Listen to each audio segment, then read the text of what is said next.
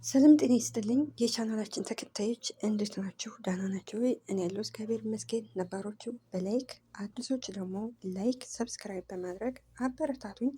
እንግዲህ አብርሽ አሁን ድረስ እንግዲህ እውነትን ፍለጋ እውነቱ ከማን ጋ ነው እያለ እንግዲህ እንዳያችሁት እንግዲህ ሰሞኑን እንግዲህ እውነቱን እየፈለገ ነው። ምክንያቱም እውነት ማወቅ ስላለበት ማን ነው እኔን የበደለኝ፣ ማን ነው እንደዚህ እስከመሆን ድረስ ያደረገኝ እያለ እንግዲህ የአቅሙን እንግዲህ ከቪዲዮ ውጭ ደግሞ እውነቱን ማወቅ ይፈልጋል። ስለዚህ እንግዲህ ዛሬ እንግዲህ አቤል እንዲሁም ዳኒ እና ሄርሜላ እንግዲህ ደውለውለት እኛ ጋር እውነቱ አለ የምናሳይህ ፋይል አለ ሲሉት እንግዲህ አብርሽም እንግዲህ ያው ደውላችሁልኝ እኔ ጋር እውነት አለ የምናሳይህ ፋይል አለ ብላችሁ ነው የመጣችሁት። ስለዚህ እኔ ማወቅ የምፈልገው እውነቱን ነው። ከዛ በኋላ እውነቱን ካወቅኩ በኋላ እኔው ራሴ እወስናለሁ ይላቸዋል።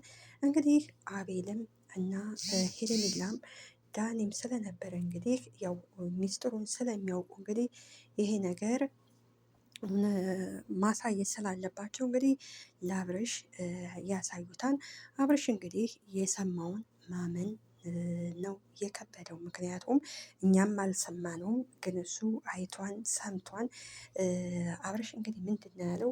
ይህን ነገር እነሱ ማየት አለባቸው ሲል እንግዲህ ይሄ ማነው አቤል እንግዲህ አንተ ራስህ እመን እንጂ አሁን እነሱ ማሳየት አሳያቸዋለሁ። ነገር ግን እነሱ ይህን ነገር አንተ ባለቤቱ ያላመንክ እነሱ ሊያምኑ አይችሉም። ስለዚህ ከዚህ በላይ እኛ መረጃ ልናቀርብልህ አንችልም። ይህን መረጃ ካላመንክ መቼም አንተ ልታምነንም አንችልም። ስለዚህ ይህን መረጃ አይተህ ከፈለግከው ሰው ጋር ኑር፣ ልናስገድድህም አንችልም ብለውን ነበረ። እንግዲህ እውነታቸውን ነው። አብርሽ እንግዲህ የሚፈልገው መረጃ የሚፈልገው ማስረጃ ስለሆነ እንግዲህ እሱን አሳይተውታል። ከዛ በኋላ ማመን ያለማመን የእሱ ድርሻ ነው፣ ሌላው አይመለከተውም። ሌላው እንግዲህ እሱም እንግዲህ ይህን ነገር እነሱ ኤፍሬም እና ሩታ ማወቅ አለባቸው ብሏል። አዎ ልክ ነው። በዚህ በኩልም በእርግጥ ቢሆንም እንደው አድርገውት እንኳን ቢሆን ላያምኑ ይችላሉ። ምሳሌ አንድ ሰው አሁን ምሳሌ ሌባ ነሽ ቢሉኝ ሌባ ከሆንኩኝ አይ እኔ ሌባ አይደለሁም ብዬ ነው ድርቅ እምለው። ስለዚህ እንጂ አዎ ነኝ ልል አልችልም። ስለዚህ ያው ሰው ለመኖር ሲባል እንግዲህ ይዋሻል። መዋሸት ደግሞ ያለ ነው። ነገር ግን ደግሞ እንደዚህ ጊዜው እየተንዛዛ ከሚሄድ እንግዲህ እውነቱን መናገር አለባቸው። ያው ያጋጥማል፣ ከሰው ስህተት ከብረት ዝገት አይጠፋምና እውነት ስለሚፈልግ እውነቱን ቢነግሩት እንግዲህ አቤል እንግዲህ እንደምታዩት እንግዲህ አብርሽ ከታመመ አንድ ቀን ነበር ያገኘው። ዛሬ ግን እራሱ ማስረጃ ስላለው እንግዲህ በሶሻል ሚዲያ ያለውን ነገር እያየ ስለነበረ እንዴት ነው ሄርሜላን እንዴት ትጠረጥራታለህ? ይህን ሁሉ ለምንድን ነው ያለ ስራዋ ብሎ እንግዲህ አቤልም እንግዲህ አብርሽን ወቅሶታል። አብርሽም እንግዲህ እኔ የምፈልገው ያው መረጃ ነው።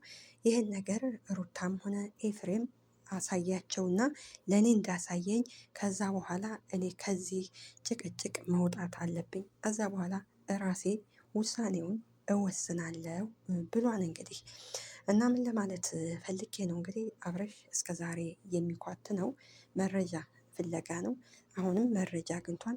ሌላው እና አቤል መረጃ እንኳን ባያሳዩት ቪዲዮ ማየት ይችላል። ከቪዲዮውም መረጃውን አይቶ እውነቱን ማወቅ ይችላል። እውነት ከማን ጋር ነው ያለው፣ ማነው የዋሼ ብሎ እንግዲህ ከዛ ላይ ያገኘዋል። ሌላው እንግዲህ ትናንትናም አይታቸዋን እንግዲህ ቡዜ እያፋፈጣ እየጠየቀቻቸው ነበረ። እነሱም አናውቅም ብለዋል። እንግዲህ ምናልባት ያደረገውን አናውቅም፣ እነሱ ያደረጉና ፈጣሪ ነው። ነገር ግን ደግሞ ይሄን ያደረጉት እንግዲህ እንደዚህ ይሆናል ወይንም ደግሞ እንደዚህ ያው ይታመማል ብለው ሊያስቡ ይችላሉ፣ አይታወቅም። እንግዲህ ለማንኛውም አብርሽ እንግዲህ ውሳኔው የራሱ ነው። ስለዚህ ጊዜ መፍጀት የለበትም። መረጃ ነው የሚፈልገው። መረጃ አሳይተውታል። እንዲሁም ሌሎች ደግሞ ጓደኞቹ ሊያሳዩት ይችላሉ። አንዳንድ ዩቱበሮች ደግሞ አሉ ይህን ነገር የሰሩት የእሱ ፎቶ የተገኘበት ምናምን እሱ አለ። እሱን ማየት ይችላል። እነዛም ሰዎች እንግዲህ ከፈለግ እውነቱን ከፈለግ ደውልልን እኛ ጋር እውነት አለ እና ደግሞ ልጆቹን ደግሞ እናገናኝሃለን ብለውታል።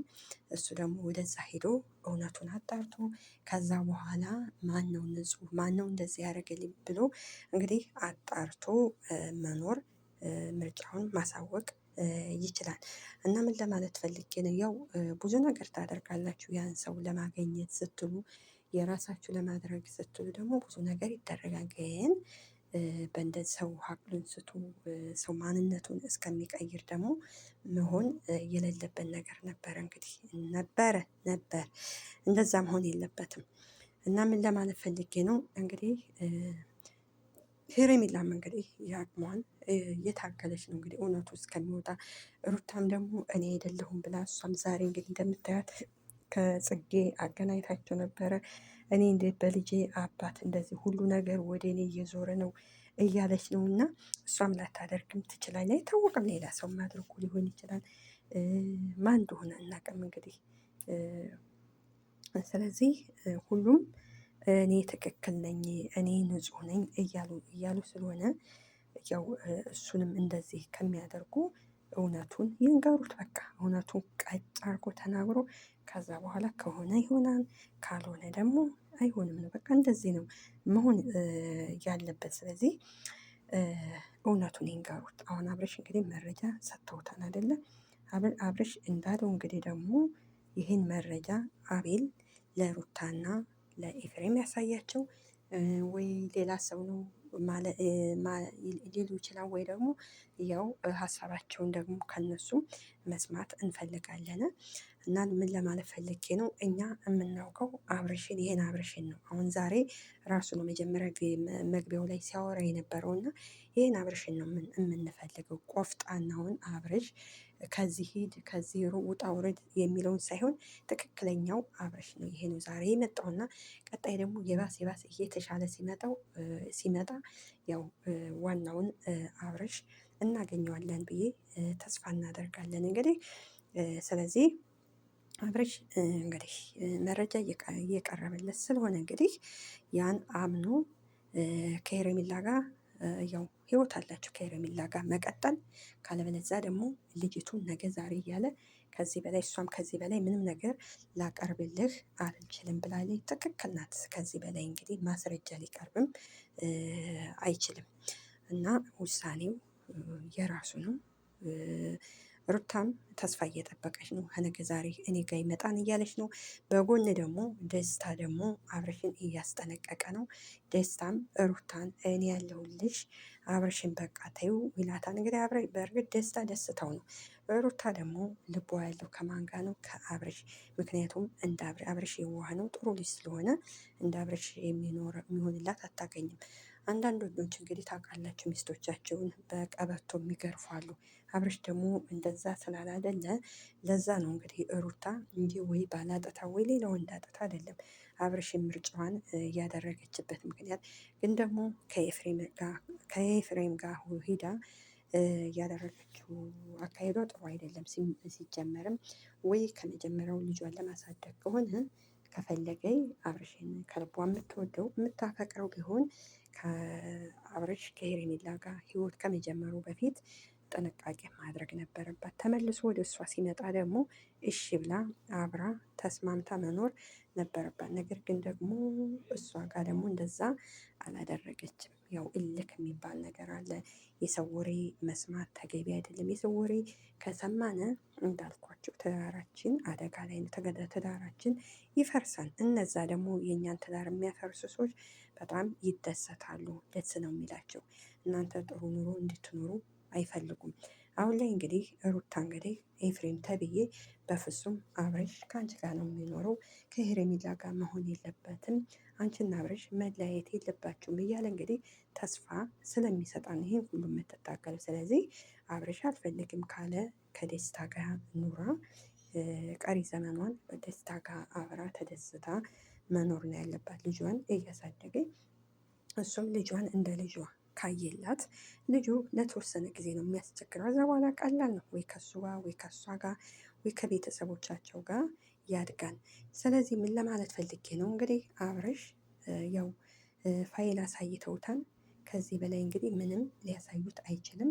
ቪዲዮውን ደግሞ ማየት ይችላል። ከዛ በኋላ ምርጫው የራሱ ነው። በሱ ምርጫ እኛ አይመለከተንም። እናመሰግናለን ስለነበረን ቆይታ ባይ